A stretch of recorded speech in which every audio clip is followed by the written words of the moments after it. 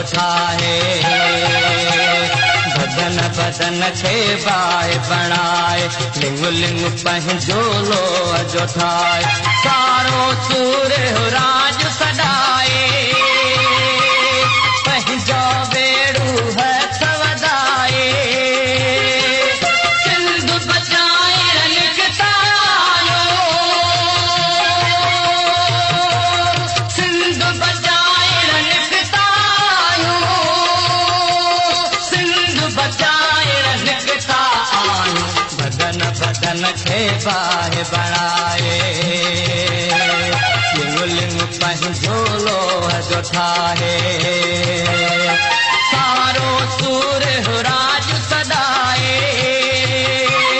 पंहिंजो बेड़ू हथ वधाए सिंध बचाए रनिकतायो पर पीपल हमेशा सिंध सां गद्दारी की है हमेशा कालाबाग ठहण लाइ पीपल्स पार्टी बजट रखी बिटे बल्दियाती निज़ाम जे ज़रिए सिंध के विराइण लाइ पीपल्स पार्टी हरकत की कूड़ी आदमशुमारी जे ज़रिए सिंध के अददी तौर ते ग़ुलाम बनण लाइ पीपल्स पार्टी साज़िश की ऐं अॼु वरी पीपल्स पार्टी जी इन साज़िश जे ज़रिए सिंध जे बेटनि ते कब्ज़ो थी रहियो आहे पर इहे मुंहिंजूं भेनरूं मुंहिंजा भाउर सिंध जा लखे बाशऊर क़ौमी गैरत रखंदड़ माण्हू कंहिं सूरत में इन सदारती ऑर्डिनेंस खे रद्द कनि था छाकाणि त मुल्क में जॾहिं मार्शल हूंदी आहे उन वक़्तु एहतजाजनि जो माण्हुनि जे आवाज़ जो क़दुरु हूंदो आहे पर अॼु इहे बदतरीन जमूरियत आहे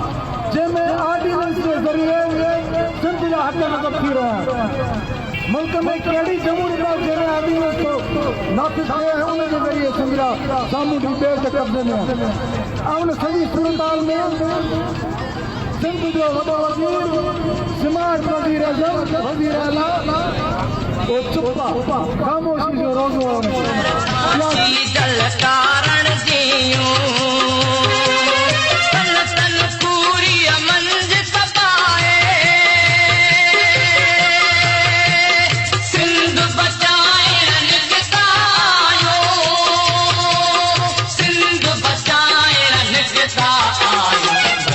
बदन खे बाहि बणाए लिंग लिंग पंहिंजो लोह जो ठाहे सिंध बचाए रनिकतायो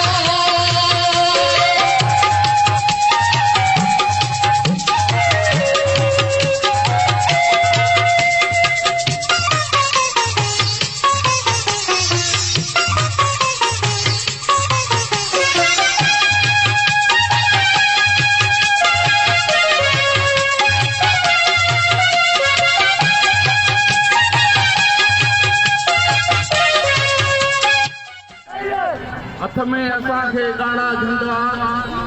हथ में असांखे काड़ा झंडा जीए सिंध जा बेनल बाठा राह असांजी झले न सघंदी बंदूकनि जी शाखा बंदूकनि जी शाखा